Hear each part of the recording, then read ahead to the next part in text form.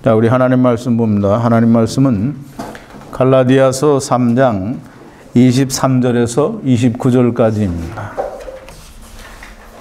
우리 프린트에 1번부터 7번까지 그렇게 프린트가 되어 있으니까 제가 한 절 읽고 여러분도 한 절 읽고 교독하겠습니다.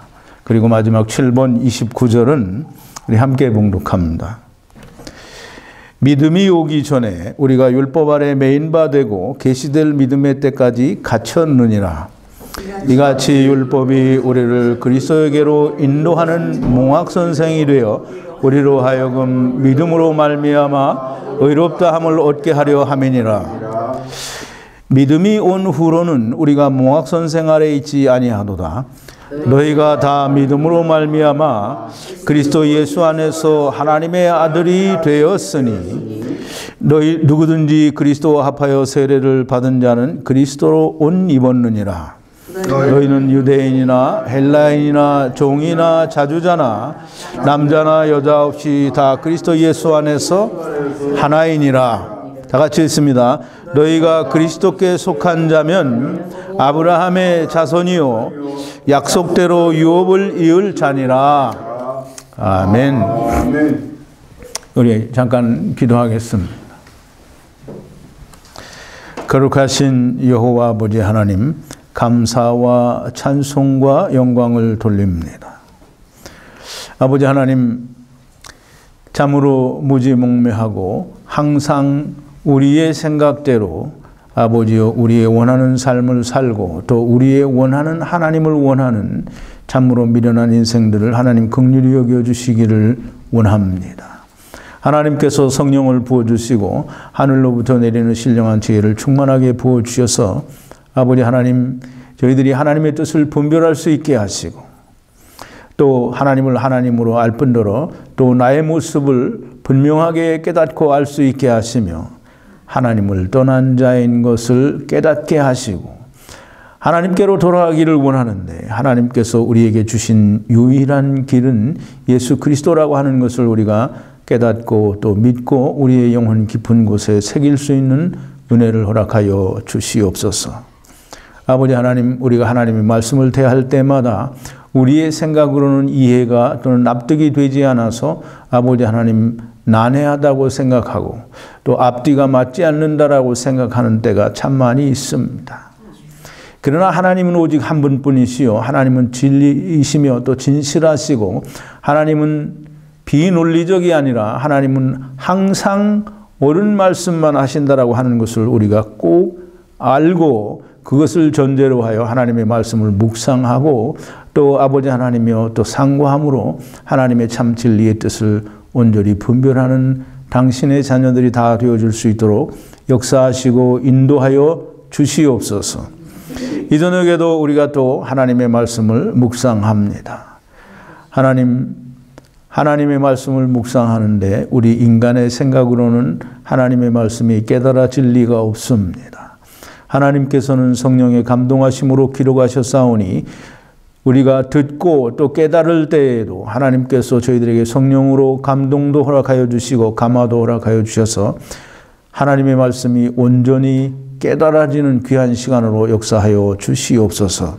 동영상을 통하여 하나님의 말씀을 사모하는 자들이나 오늘 이 자리에 모인 로고스 교회 성도들이나 다 하나님이여 성령님께서 역사하시고 하늘로부터 내리는 지혜로 함께하여 주심으로 말미암아 말씀으로 하나가 되는 귀한 시간이 되게 하시고 하나님은 하나님으로 드러날 뿐만 아니라 또 은혜와 영광이 충만하게 하시고 저희에게는 정말 은혜가 넘치는 귀한 시간으로 인도하여 주시옵소서. 예수님의 이름으로 기도하옵나이다. 아멘. 자, 오늘은 이제 갈라디아서 한 8번째 시간인 것 같은데요. 예. 오늘은 믿음이 온 후로는 우리가 몽학선생 아래 있지 아니하도다라고 하신 25절의 말씀을 중심으로 우리가 몽학선생 아래 있지 아니하다라는 그런 주제로 우리가 함께 은혜를 나누겠습니다. 이 몽학선생이라는 말이 아주 중요한 말인데 이 몽학선생을 제가 수도 없이 여러 번 여러분들하고 같이 얘기를 했어요. 율법은 우리를 그리스도에게 인도하는 몽학선생이다. 몽학선생이다. 수도 없이 얘기했는데 여러분들이 사실상 몽학선생이 뭔지 잘 알아요? 몰라요? 네, 잘 몰라요. 그래서 오늘은 몽학선생에 대해서 좀 알아봅니다. 몽학선생이라는 게 뭐냐면 우리말로 또는 영어로 번역을 할 때는 투로라고 해서 그냥 가정교사라는 정도로만 그렇게 해석을 했어요. 그런데 이제 이 몽학선생이라는 본래의 그 헬라어는 거기에 이제 제가 썼는데요. 파이다고고스라고 해서 파이스와 아고라는 말이 합쳐져서 그렇게 이제 몽학선생이라는 말이 되는데요. 파이다고고스 이런 말입니다. 그게 무슨 뜻이냐면 우리가 좀 이제 이 가정교사 혹은 이 몽학선생이라고 하는 말이 생긴 유래를 좀 알아야 됩니다. 이 본래 알렉산더 대왕 때 헬라 문화가 또 헬라가 그 전 세계를 지배할 정도로 그렇게 광대한 그런 힘이 있는 그런 큰 나라였었고 또 나중에는 그 나라가 4개로 나누어지기도 했지만 자 어디간 이 헬라라고 하는 나라는 엄청나게 큰 힘과 또는 엄청나게 잘 발달된 문화를 가지고 있어요. 그래서 오늘날에도 거의 모든 철학과 어떤 모든 이런 문학의 모든 꽃이 다 헬라 문학에 있습니다. 그리스 문학에 있단 말이에요.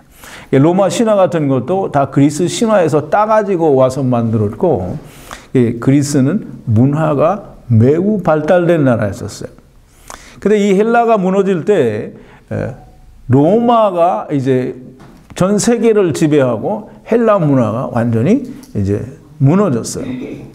근데 이제 헬라는 문화가 아주 굉장히 큰 꽃을 피운 반면에 사실 로마는 그렇게 문화가 발달되지 않았습니다. 그래서 힘만이 로마에는 최고였었어요.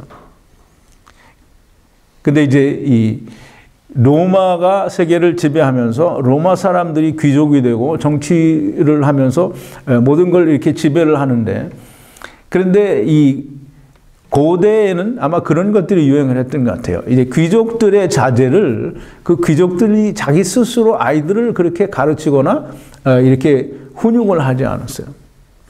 그래서 잘 배우고 학식이 많은 노예나 종들을 고용을 해서 자기 자식들을 가르치게 했어요.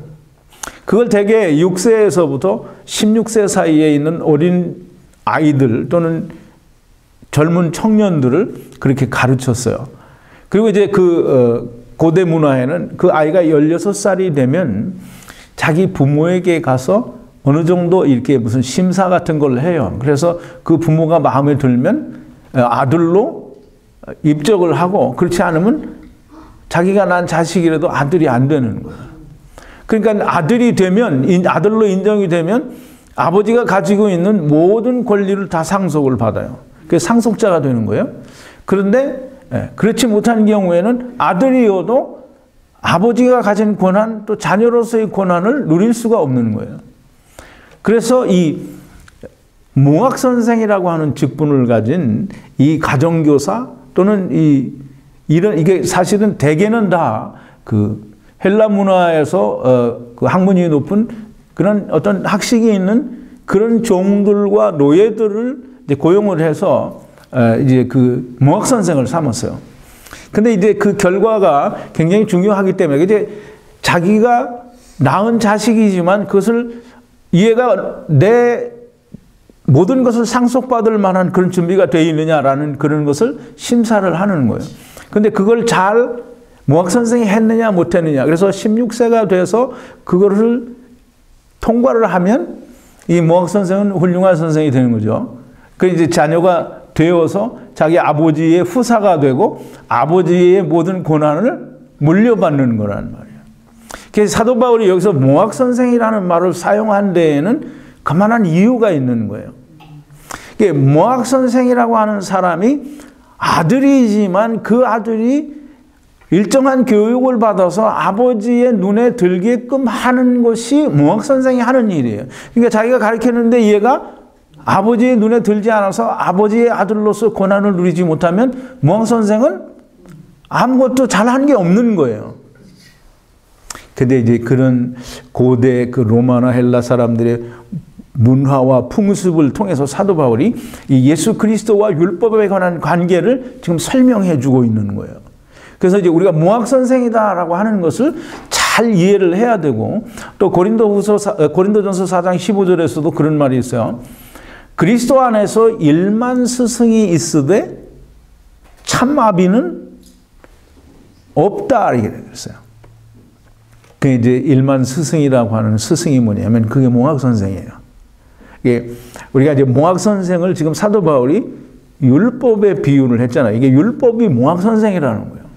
그래서 고린도전서 4장 15절에서 그리스도 안에서 일만 몽학 선생이 있으나 이렇게 말을 하는 거예요. 일만 몽학 선생이 있다. 그러면 이제 그 말은 뭐냐면 그리스도 안에서도 율법을 지켜야 된다라고 하는 사람들이 뭐 무수히 많다라는 거예요.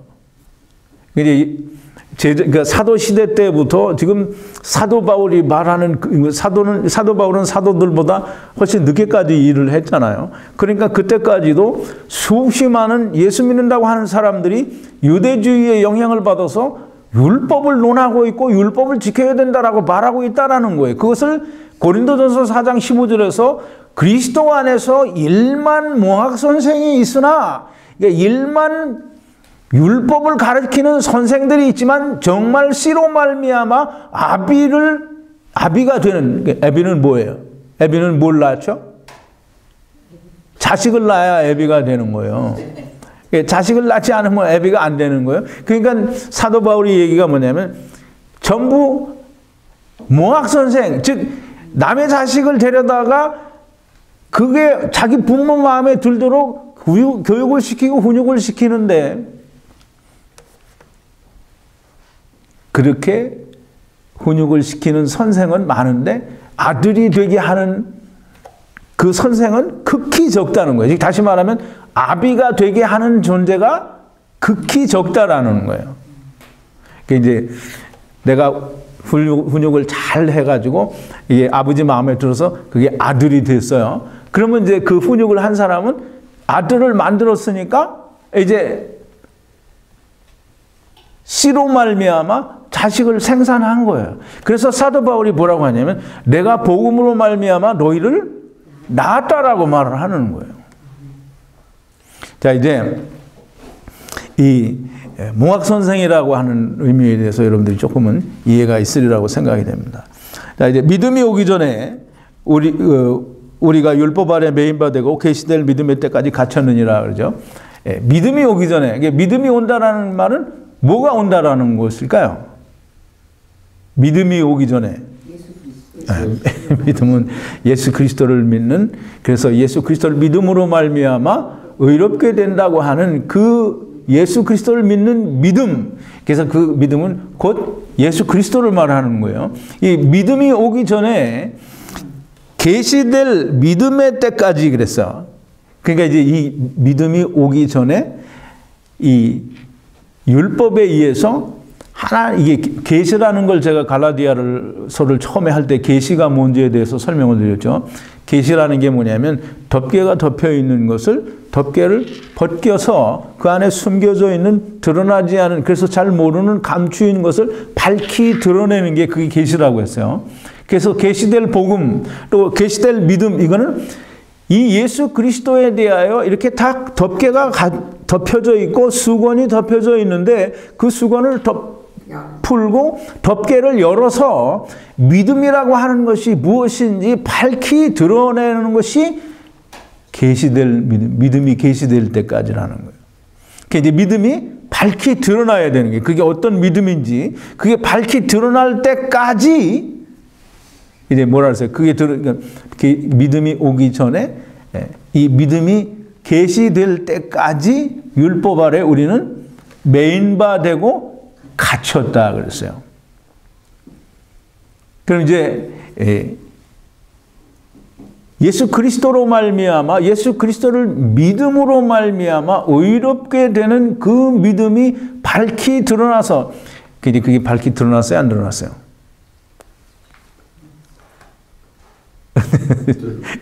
밝히 드러났어요, 안 드러났어요? 밝히 드러났죠.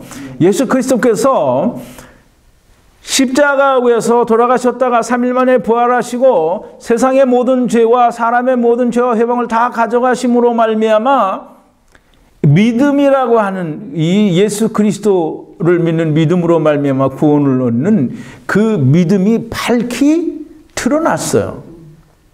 그러니까 밝히 드러났으니까 이 밝히 드러날 때까지 율법에 매인 바 되고 갇힌 바 되었다는 거예요. 그럼 이제 믿음이 밝히 계시가 됐으니까 밝히 덮개가 벗겨지고 수건이 벗겨져서 이제 믿음이 뭔지, 예수 그리스도가 누구인지, 예수 그리스도로 말미암아 구원받는 믿음이 어떤 것인지 우리가 다 안다 이 말이에요. 근데 그걸 알면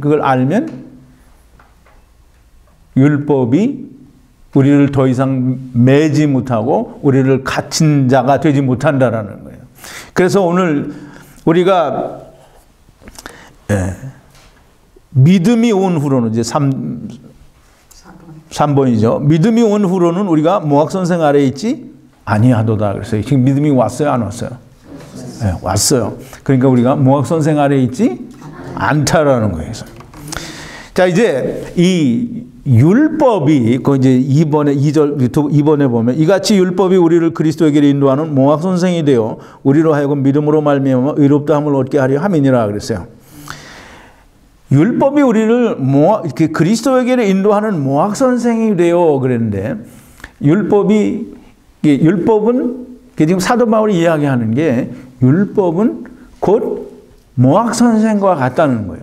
즉 어떤 그 귀족이나 어떤 그 부자의 자녀를 그 모학선생이 어려서부터 공부도 시키고 예절도 가르치고 또 모든 것을 다 그 부모에 대한 합당한 그 권리자가 되게 하기 위해서 이렇게 가르치고 열심히 하는 것과 똑같이, 즉 다시 말해서 자기 아버지의 상속자가 되게 하기 위해서 가르쳐 주는 것과 같이 이 율법도 똑같이 우리로 하여금 하나님 아버지의 아들이 되게 하기 위해서, 즉 상속자가 되게 하기 위해서 그리스도에게로 우리를 인도하는 것과 같은 역할을 하는 게 율법이라는 거예요.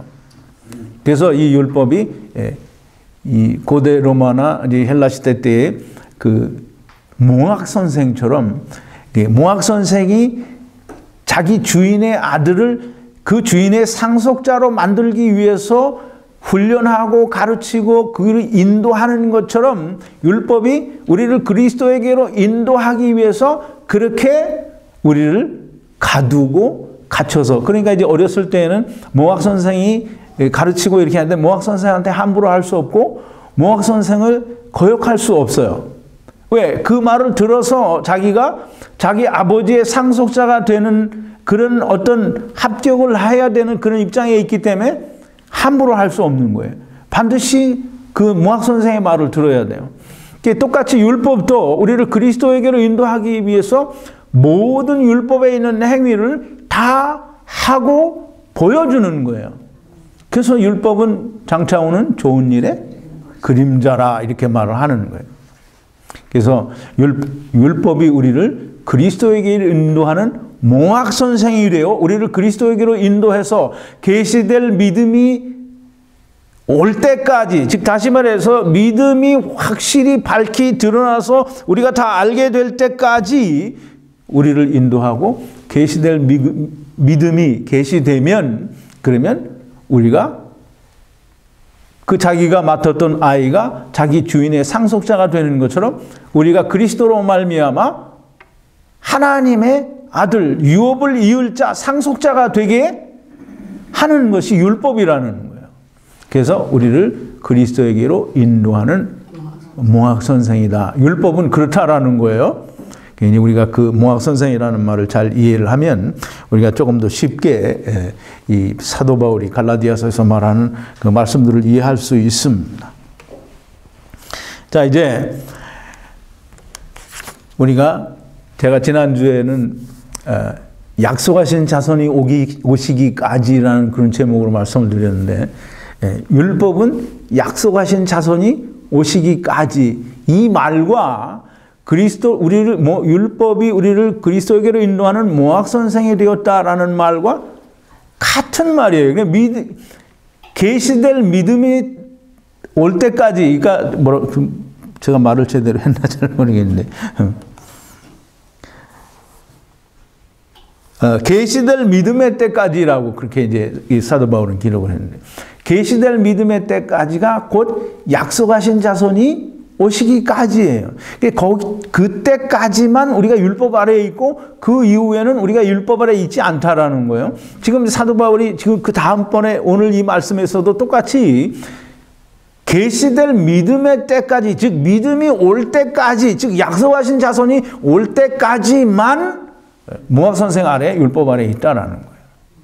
이제 계시될 믿음이 나타나거나 또는 우리가 그리스도 안에 들어가게 되면 우리가 율법 아래에 있지 않다. 즉 모학 선생 아래에 있지 않다라는 거예요. 그런데 여전히 모학 선생 아래에 있어야 된다라고 말하는 사람들이 많이 있습니다.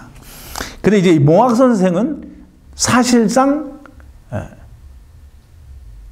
그 신분이 종이에요, 다. 거의 다가 그 종 가운데서 또는 노예 가운데서 모학 선생을 다 삼았어요. 그 종들 가운데 학문이 있고 학식이 뛰어난 사람들을 골라서 이제 그 모학 선생을 삼는 거예요. 근데 이 모학 선생은 사실상 종이에요.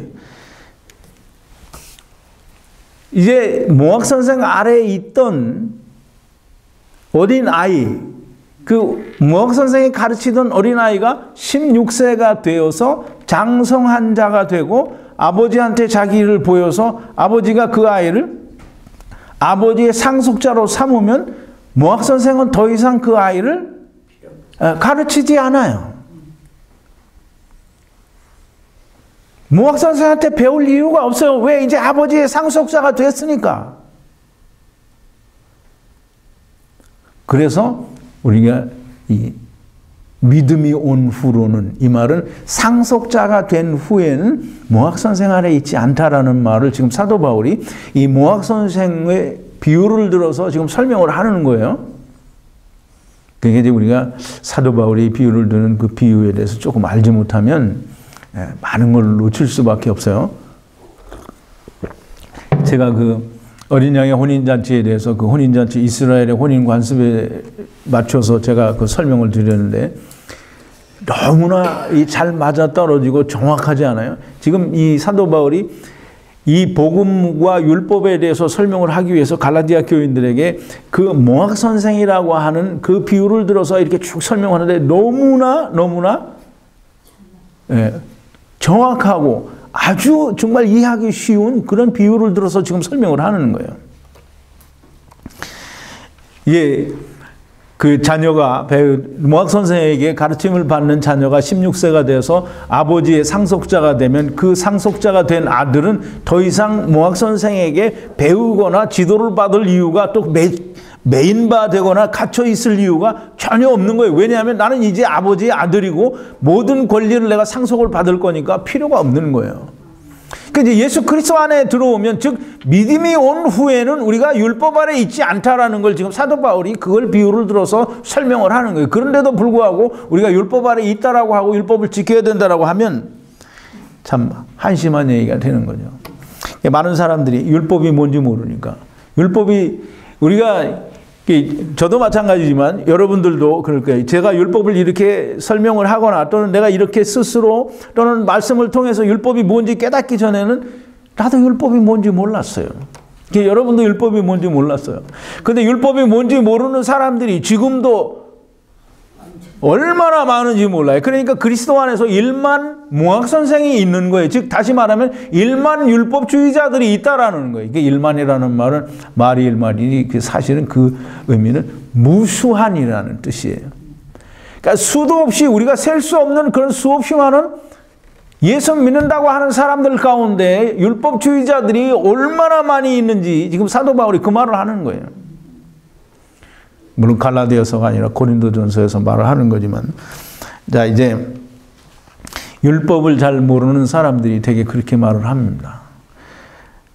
율법은 하나님께서 우리에게 지키라고 하셨으니까 우리가 지켜야 한다라는 거예요.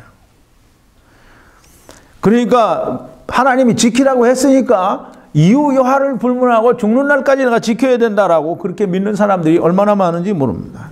그러면서 이제 갖다 대는 얘기가 뭐냐면 율법을 폐하러 오신 것이 아니라 완전케 하시기 위해서 오셨다. 또 천지가 없어지기 전에는 율법의 1.1에게도 다 이루겠다라고 하셨다.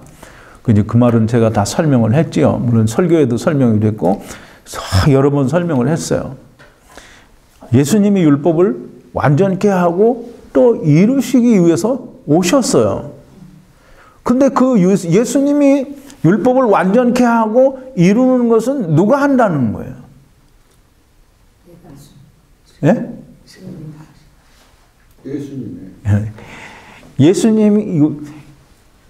예수님이 말씀하시잖아요. 마태복음 지금 5장에서 얘기하시는 건데요.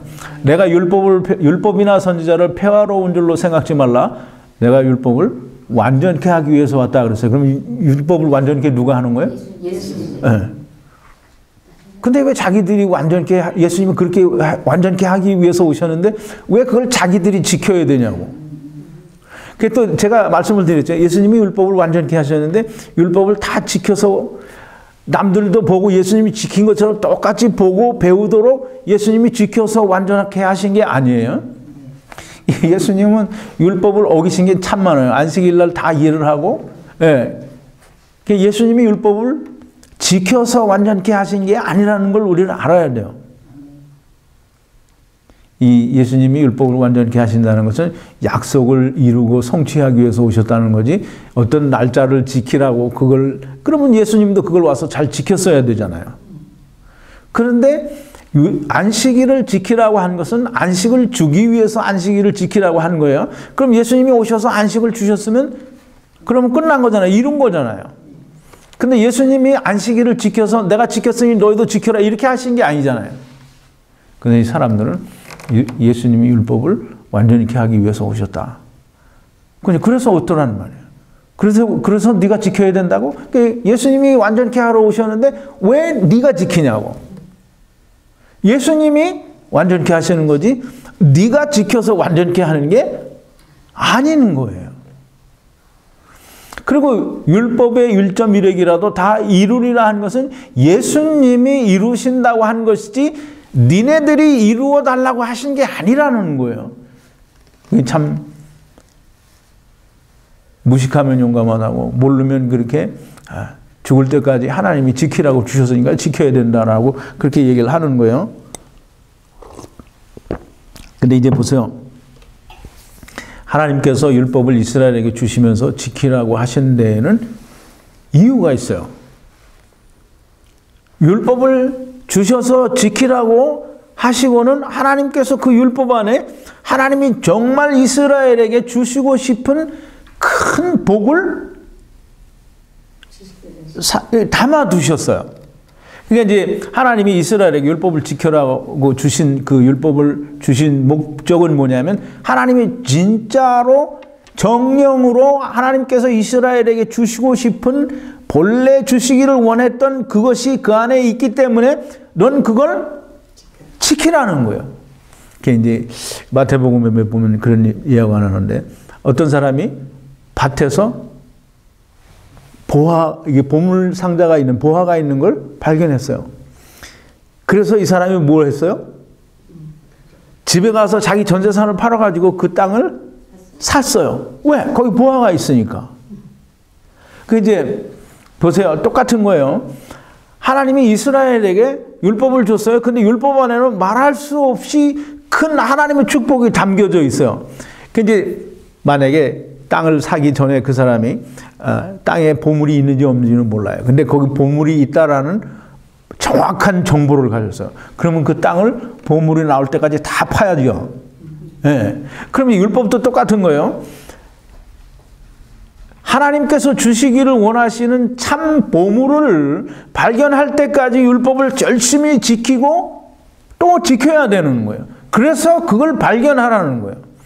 근데 지키다가 사람은 못 지킬 때가 많을 거예요. 근데 그걸 지키면서 하나님이 나를 위해서 숨겨두신 게 분명히 있다라는 것을 히브리서 10장 1절에 히브리서 기자가 말하죠. 율법은 장차 오는 좋은 일의 그림자요. 참 형상이 아니다. 참 형상이 있다는 거잖아요. 율법으로 그림자를 주셨고 율법의 그림자에 참 형상이 있으니 그 참 형상을 찾으라는 게 하나님께서 이스라엘에게 율법을 주신 목적이에요. 근데 이제 이스라엘 백성들도 똑같이 율법을 지키는 것만 알았지 율법 안에 있는 보물과 하나님께서 주시기를 원하시는 참 진리, 참 생명, 영원한 생명을 발견하지 못하는 거예요. 근데 그런 게 있는지조차 모르는 거예요. 그래서 예수님이 말씀하시죠. 요한복음 5장 39절 40절에 뭐라 그러죠? 유대인들에게 말씀하세요. 너희가 성경에서 영생을 얻는 줄 생각하고 성경을 상고하거니와 그랬어요. 그럼 이제 성경에 영생이 있는 줄 알고 성경을 상고한다는 거잖아요. 근데 이 성경이 누구에 대해 증거하는 것이로다? 나에 대하여 증거하는 것이로다 그랬어요. 그러면 이제 예수 그리스도가 생명이라는 거잖아요. 그러면 그 성경을 열심히 상고하고 묵상을 해서 예수 그리스도를 발견하면 영생을 얻는 거예요. 그런데 예수님이 뭐라냐면 너희가 영생을 얻기 위하여 나에게 오지 않는다 그랬어요. 그 이제 이 성경 율법은 반드시 그 안에 생명이 들어있다라고 하나님께서 말씀하시고 하나님께서 거기에 담아두셨어요.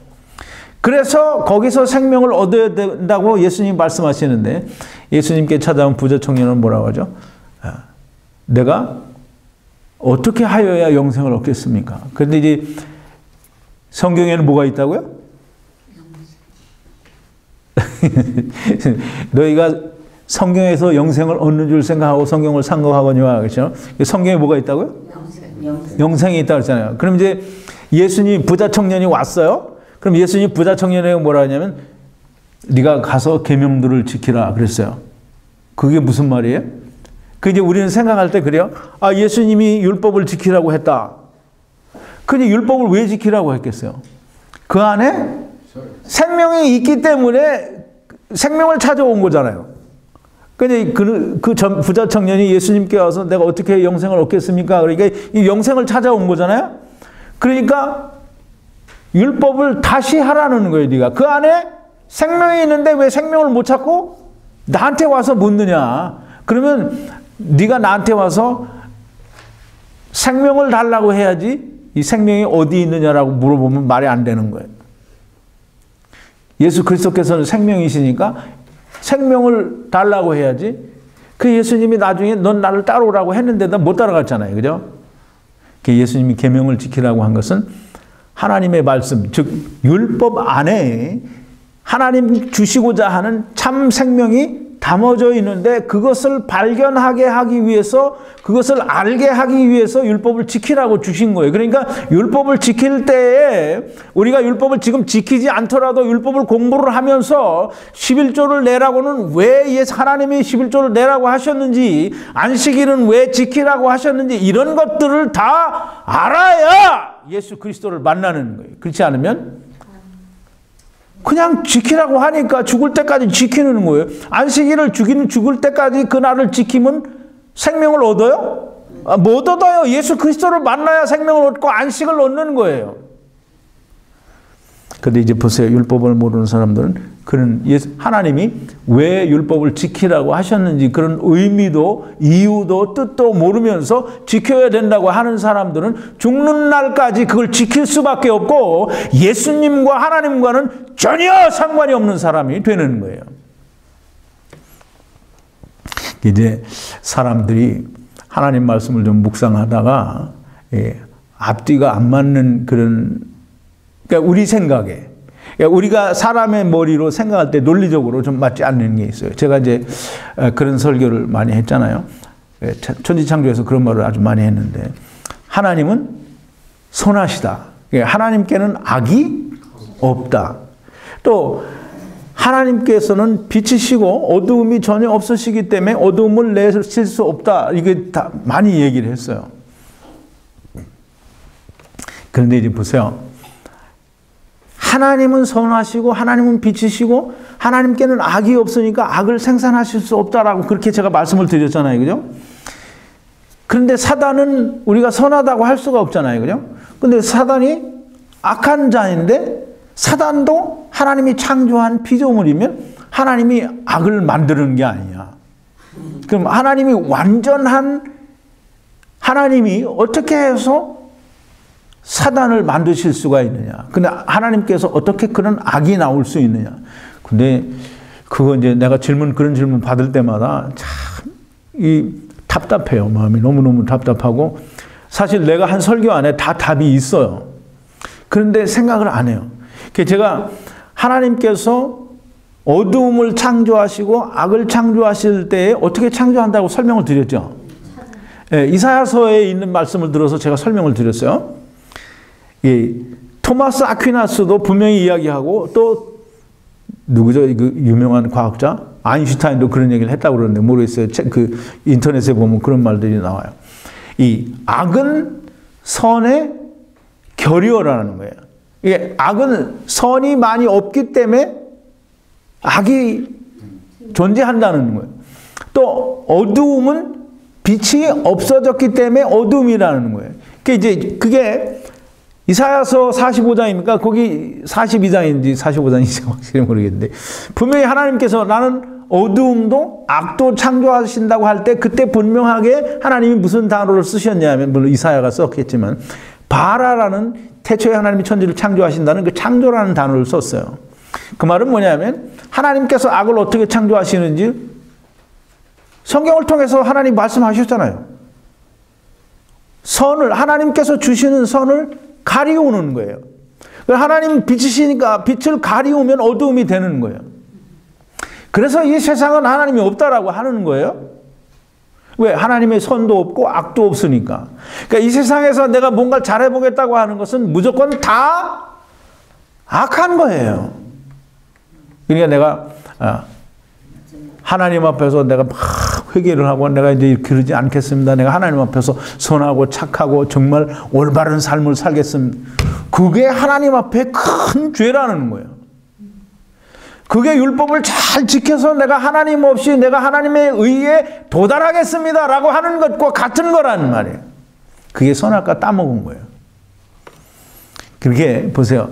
분명히 하나님은 선하시고 완전하신 분인데 악을 창조하셨잖아요. 어떻게 하나님, 완전하신 하나님이 악을 창조하실 수 있느냐라고 뭔가 맞지 않는다라고 질문을 해요. 근데 어떤 하나님의 말씀이 앞뒤가 맞지 않는 것 같으면, 하나님은 절대 오류가 없고 실패도 없고 실수도 없고 후회도 없으시고, 하나님이 하시는 데에는 비논리적인 것이나 앞뒤가 맞지 않는 것이 존재할 수 없다라는 그런 믿음을 가지고 하나님께 기도하면서 말씀을 묵상하면 답이 나와요. 근데 그걸 하지 않고 무조건 자기 논리에 맞지 않으니까, 목자님 이건 이상해요. 뭐 어떻게. 근데 그건 나 일일이 다 지면에다가 대답해 줄 만큼 그렇게 시간이 없습니다. 그리고 그런 질문 받으면 너무 마음이 답답해요. 이제 우리가 그런 질문도 하는데, 제가 프린트에도 기록을 했는데요. 로마서 3장 31절에 보면 그런 말이 있어요. 그런즉 우리가 믿음으로 말미암아 율법을 폐하느뇨? 그럴 수 없느니라. 율법을 굳게 세우느니라. 이런 사도 바울이, 로마서는 사도 바울이 썼어요. 그리고 갈라디아서도 사도 바울이 썼고, 이 신약에 있는 13권이나 되는 이 성경책을 사도 바울이 다 썼어요. 근데 이 사도 바울이 쓴 이 로마서 3장 31절에 있는 말씀은 사도 바울이 로마서 7장 4절에서 내가 그리스도로 말미암아 율법에 대하여 죽임을 당하였다라는 말과, 또는 갈라디아서에서 율법이 폐하여졌다라는 말, 또 이 에베소서 2장에서 율법을 예수 그리스도의 십자가로 말미암아 폐하여 버렸다라고 하는 이런 말들과 완전히 상치가 되죠. 왜? 율법을 다 폐해줬다라고 하는데 여기에 보니까 뭐라 했어요? 그런즉 우리가 믿음으로 율법을 폐하느냐? 절대 그럴 수 없느니라. 믿음이 율법을 더욱더 굳건히 세운다라는 거예요. 그게 이제 내가 율법은 폐하여졌다, 율법은 없다, 뭐 다 이런 설교를 뭐 얼마나 많이 했어요. 그랬더니 어떤 사람들이 이 얘기를 하는 거예요. 그래서 이미 인터넷에 이 얘기가 나왔기 때문에 이미 설명을 다 해드렸어요. 근데 내가 더 말씀을 드리고 싶은 건 뭐냐면, 제가 이 창조에서 심판까지 1부, 2부, 3부를 강의를 한 이유는 여러분들이 그걸 듣고 자기 걸 만들어서 이 성경을 볼 때 스스로 해석하고 깨달을 수 있게 되기를 바라서 그걸 한 거예요. 근데 실제로 그렇게 성경을 자기가 내 그 성경 공부를 듣고 자기 걸 만들어서 성경을 스스로 해석하고 그 어려운 질문들을 스스로 극복해 나가는 사람들이 있어요. 그런데 무조건 닥치면 이건 뭔가 앞뒤가 맞지 않는다. 목자님 이거는 어떤 겁니까? 너무 답답한 거예요.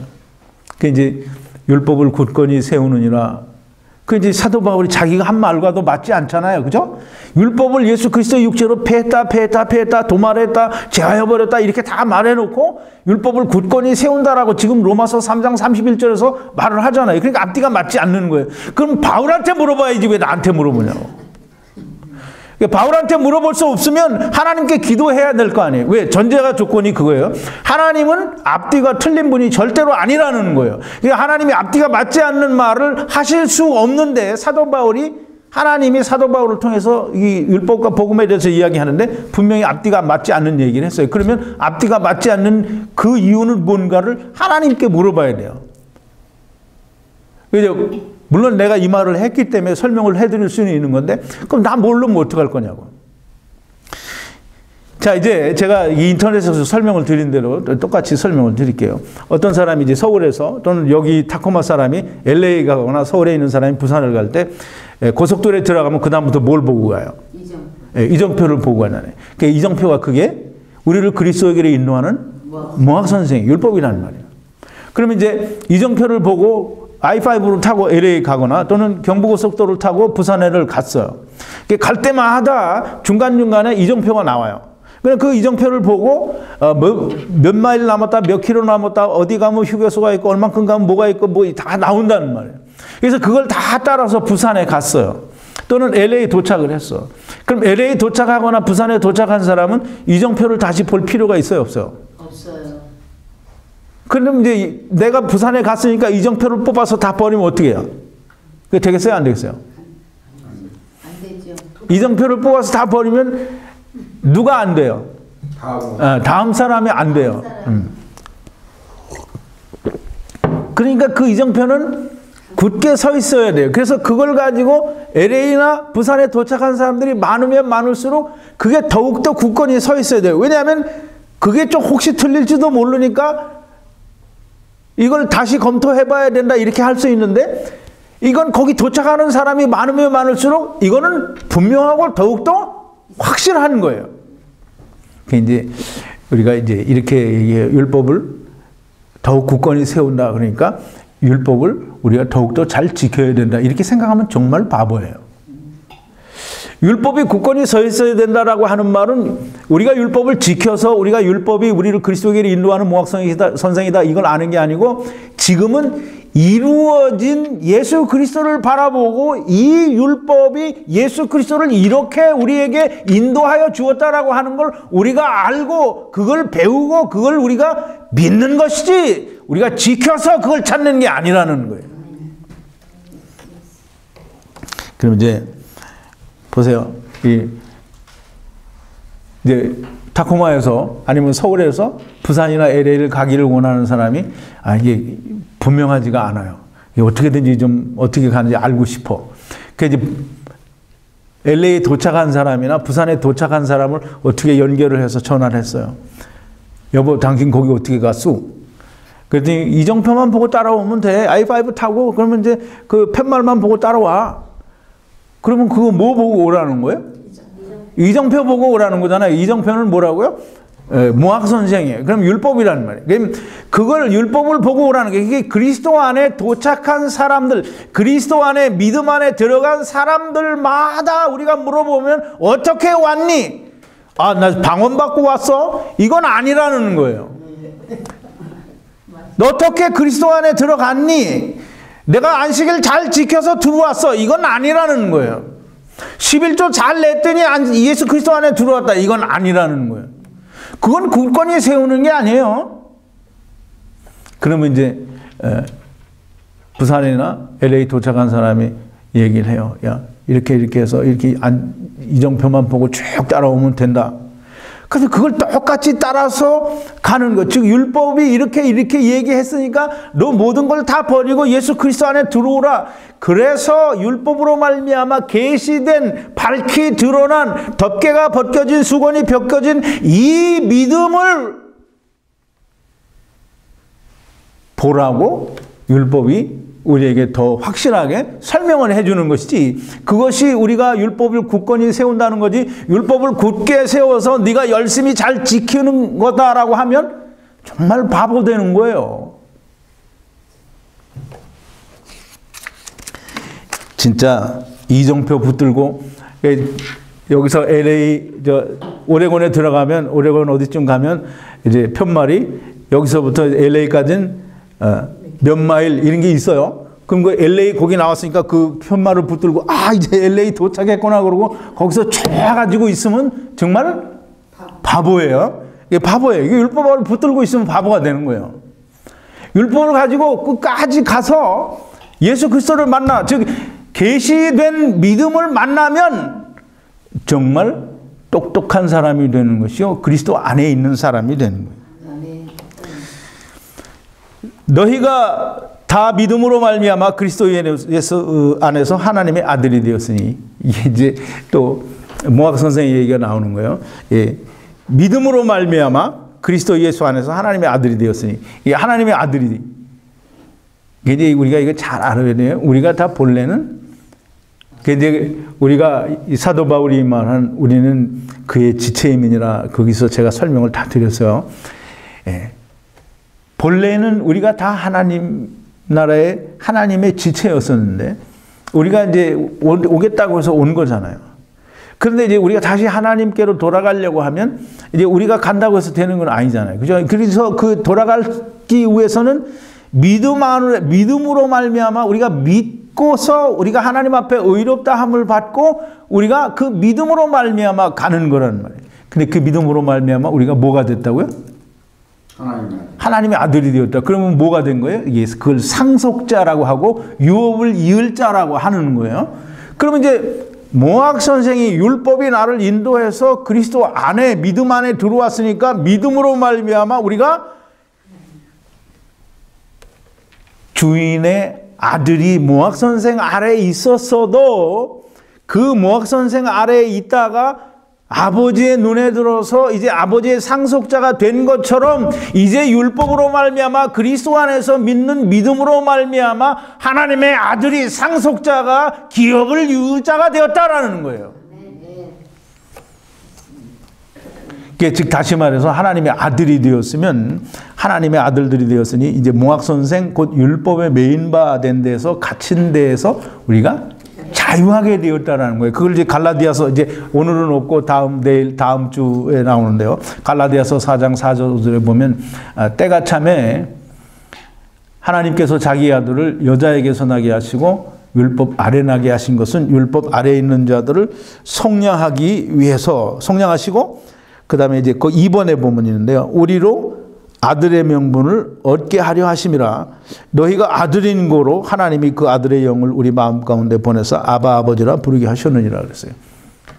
그 이제 율법, 즉 모학 선생으로 말미암아 믿음 안에 온전히 들어간 자들은 하나님의 아들들이 되었다라고 하는데, 그 하나님의 아들들이 된 것은 하나님께서 우리로 하여금 하나님의 아들들이 되게 하시기 위해서 예수 그리스도를 육신을 입혀서 세상에 또는 율법 아래 나게 하셔서 율법의 요구대로 한번 죽이심을 당하게 하시고 세상의 모든 죄와 사람의 모든 회방을 다 지고 가시게 하셔서 믿기만 하면 우리가 하나님의 아들들이 되게 하셨다라는 거예요.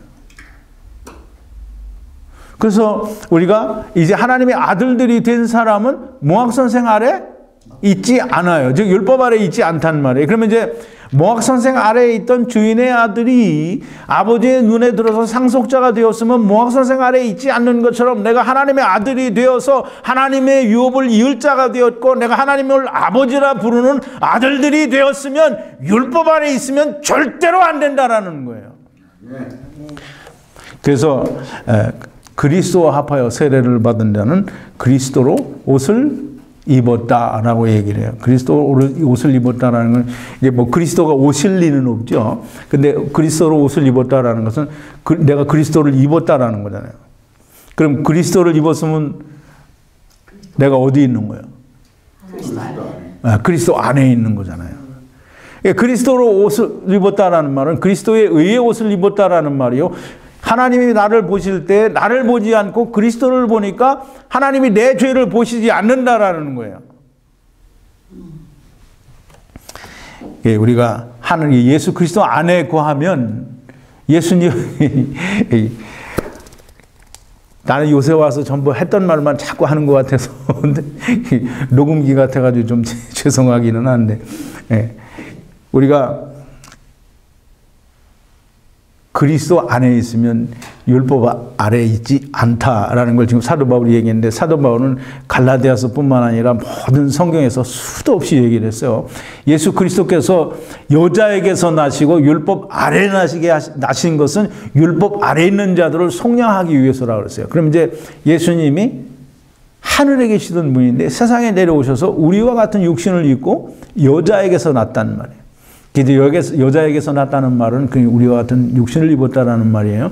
그리고서 율법 아래 나셔서 율법의 요구대로 한번 죽이심을 당했었어요. 그럼 예수님이 죽이심을 당하시고 부활했어요? 안 했어요? 부활했으면 예수님이 어디에 부활했어요? 또 세상에 부활했어요? 예수님이 부활은 세상에서 하셨죠. 근데 세상에서 부활하시고 어디로 가셨어요? 하나님 나라로 가셨어요. 승천하셨단 말이에요. 그럼 예수님은 어디에 있어요? 하늘나라에 있어요. 그럼 내가 그리스도 안에 있으면 내가 어디 있어요? 하늘나라에 있는 거예요. 그러니까 내가 율법 아래에 있지 않다라는 거예요. 하나님 나라에도 율법이 있다라고 말하는 참 얼토당토하는 그런 사람이 있어갖고 한때 참 이상하기도 했었는데 하늘나라에도 율법이 있지 않겠느냐. 율법이라는 말은 하나님 없이 내가 내 마음대로 해보는 게 그게 율법이에요. 근데 그럼 하늘나라에서 하나님 없이 내 멋대로 하는 게 존재할 수 있어요? 없어요? 없어. 있을 수 없는 얘기를 하는 거예요. 자, 이제 예수 안에서 우리가 다 하나다. 이 말은 예수 그리스도 안에서는 지금 이제 갈라디아 교회는 이방 교회잖아요. 근데 율법을 가르쳐 준 사람들은 유대인들이라는 말이에요. 근데 유대인이나 헬라인이나 남자나 여자나 또는 종이나 또는 이런 사람이 다 그리스도 안에서는 하나라는 거예요. 이 말은 뭐냐면 그리스도 안에서는 다 하나님의 자녀라는 게 똑같은 거예요. 그래서 그리스도 안에서는 내가 유대인이요, 나는 헬라인이요, 나는 남자다, 나는 여자다, 나는 자주자다, 나는 노예다, 뭐 이런 게 없는 다 그리스도 안에서는 한 새 성령으로 말미암는 한 새 사람인 거예요. 그래서 다 하나예요. 그래서 에베소서 1장 에베소서에서 이 유대인과 이방인들이 성령님께서 오셔서 한 새 사람을 지었다라는 말을 통해서 우리가 좀 더 공부를 할 텐데요.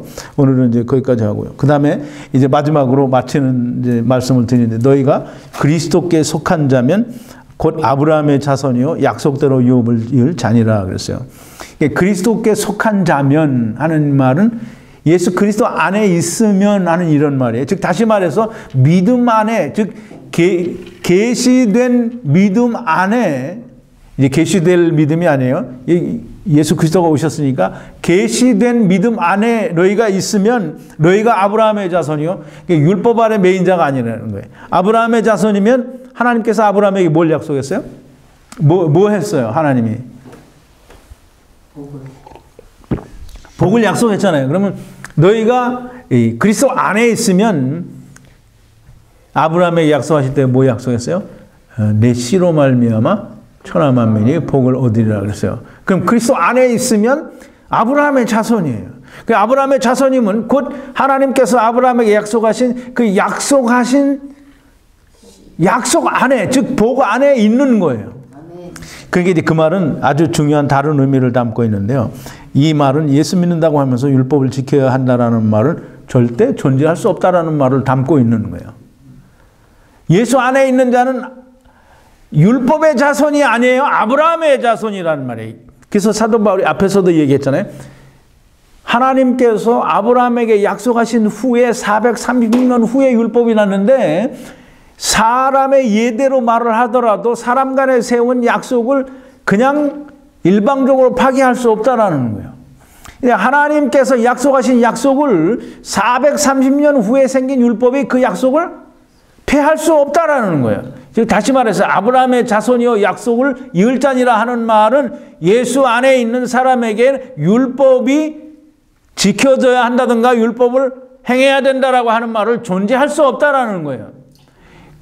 즉 다시 말하면 예수 그리스도를 믿는 믿음 안에 있는 자들은 몽학선생 아래 있지 않다라는 말이고 율법 아래 있지 않다라는 말을 하는 거예요. 그러니까 사도 바울이 그 고린도전서 4장 15절에서도 얘기하는 거잖아요. 그리스도 안에서 일만 몽학선생, 즉 무수한 율법주의자들이 있으나 정말 예수 그리스도로 말미암는 복음으로 말미암아 씨로 말미암아 생명을 주는 자는 없다라는 거예요. 그게 아비가 없다라는 말이에요. 자, 이제 율법 아래에 있는 자들은 아브라함의 자손도 아니고 약속도 받지 못한 자라는 말을 스스로 하는 거예요. 아무쪼록 좀 제가 아까도 말씀을 드렸지만 창조에서 심판까지 성경 공부를 거진 뭐 70몇 개를 공부를 하면서 제가 의도했던 거는 내가 그렇게 성경을 깨달아서 지금도 나한테 질문하는 사람들 가운데 내가 답변을 못 해주는 것도 있어요. 그런데 내가 어떻게 해서든지 답변을 해주는 거는 어떤 주석책에 있는 걸 보고 내가 답변을 해드리는 것도 아니고 저는 하나님께 기도했더니 하나님이 아 그래 이런 건 이런 거다라고 설명을 해주어서 내가 하는 거 아니고 내가 기도하고 묵상하고 성경을 찾아보니까 성경에서 이렇게 기록이 되었으니까 내가 이렇게 하나님의 그 뜻에 합당한 해석을 이렇게 내려야 이게 맞는 게 아니겠느냐라는 그런 확신이 들 때 제가 답변을 드린 거예요. 그러니까 여러분들이 모르면 나도 몰라요. 근데 내가 알면 여러분도 알아야 되는데 내가 깨닫게 되고 알게 되는 것을 여러분들은 알 생각도 안 하고 또 묵상할 생각도 안 하고 하나님께 기도할 생각도 안 해요. 그 다음에 나한테 물어보는 게 먼저라고. 근데 저는 분명하게 여러분들도 다 제 성경 공부를 창조에서 심판까지 1, 2, 3부를 다 공부를 하셨으면 여러분들이 하나님의 뜻이 그 가장 기본적인 것을 알면 그 다음엔 여러분들이 다 해석할 수 있어요. 그리고 지금 뭐 이 목자에게는 무슨 특별한 주석책이 있고 이 목자에게는 특별한 무슨 어떤 성경 사전도 있고 뭣도 있고 이런 줄 아는데 나도 다 인터넷에서 구하는 거예요. 다 세상에 있는 거 가지고 하는 거예요. 그러니까 영어에는 그런 말도 있죠. 내가 할 수 있다. 그럼 여러분도 할 수 있어요. 이게 영어로 그러죠. I can do it, you can do it. 이 목자가 그런 해석을 내릴 수 있으면 여러분도 반드시 내릴 수 있어요. 왜? 제가 다 주었기 때문이에요. 근데 그걸 자기 거로 만들지 않는 거예요. 그리고 먼저 물어보기를 원하는 거예요. 그러면 이제 나는 답답해지는 거예요. 여러분 여러분이 스스로 기도하시고 공부하시면서 답을 구해보세요. 답은 다 있어요. 근데 없는 답도 있어요. 그 없는 답도 있는데, 그것도 묵상하면서 기도하면 답을 주실 거예요. 어떤 분이 가인 외에는 사람이 없었는데 가인이 왜 다른 사람들이 자기를 죽일까 하느냐라고 그런 말을 했다고. 그래서 그럼 가인 말고 다른 사람들은 우리가 어떻게 이해를 해야 되냐. 근데 그거 나도 잘 몰라요.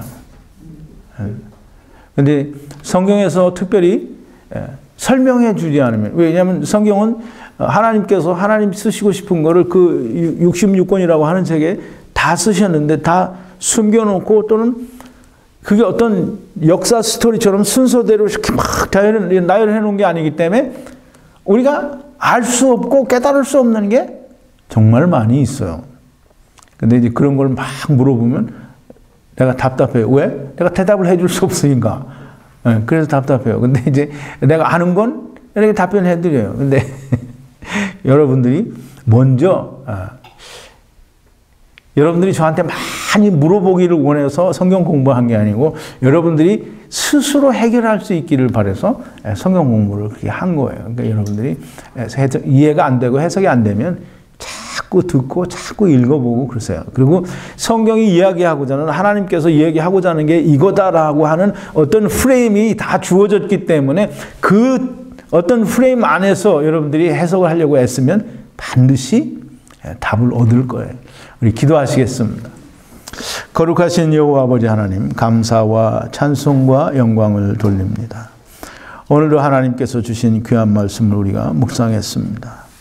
하나님, 저희들에게 지혜를 주시고 하늘로부터 내리는 신령한 성령을 충만하게 부어주셔서 아버지 하나님, 이 말씀들이 우리의 마음에 우리의 영혼 깊은 곳에 온전히 기록되어지고 새겨지게 하시고 하나님이여 우리에게 영원한 생명이 될 뿐만 아니라 우리가 또 이것을 입술을 열어 전하고 증거하여 많은 사망에 있는 자들을 생명으로 옮기는 놀라운 역사를 아버지 하나님 행할 수 있게 인도하여 주시옵소서.